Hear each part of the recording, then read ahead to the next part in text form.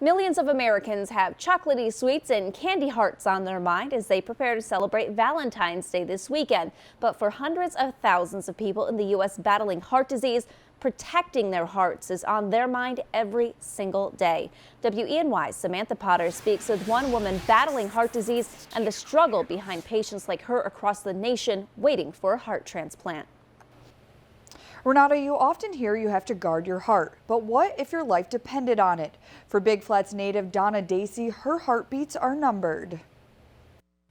For the past 15 years, Donna Dacey's life has been filled with doctor's appointments, a cabinet full of medication, and wondering when she's going to hear the dreaded words, "You need a heart transplant." After a lot of testing, they discovered I had dilated cardiomyopathy and congestive heart failure, a nice way of saying I have an enlarged heart that's not going to get smaller and that the pumping action is weak.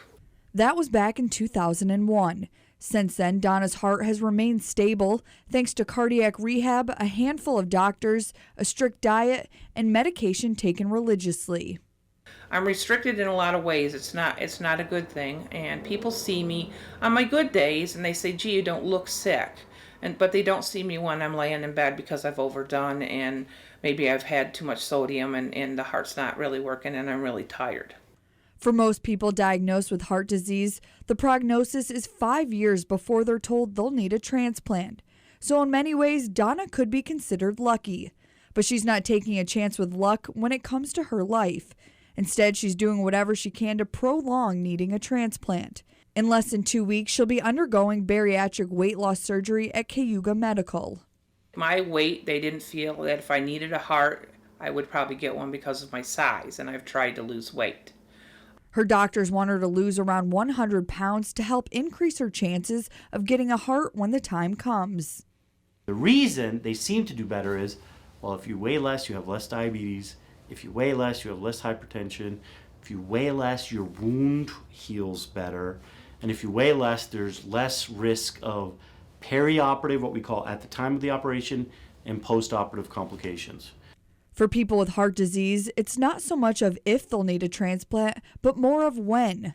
But when the time comes, finding a heart is exactly as hard as it sounds. 2013, we lost 560 men, women, and children waiting for an organ transplant.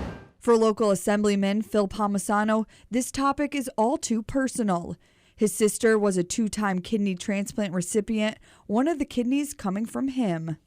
And I know this is an issue people don't want to think about because you're thinking about death, but this is truly something that can actually save lives.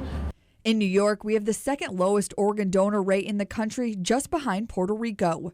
Assemblyman Palmisano used his own life experience to craft new legislation to get more donors. In 2015, Palmisano co-sponsored successful legislation requiring New Yorkers to check off yes or skip the question when applying for a license, rather than the previous choice of being able to answer no. And for people like Donna, that one simple check can save a life. And I know people think they're never going to be in that situation where their family will need a heart or a lung or an organ of any kind, but you never say never because you never know. And you can register to be an organ donor at your local DMV, or you can go to our website, WENY.com, and sign up. Also on our website, I've put more details on National Heart Disease Awareness Month. Reporting in the studio, Samantha Potter, WENY News.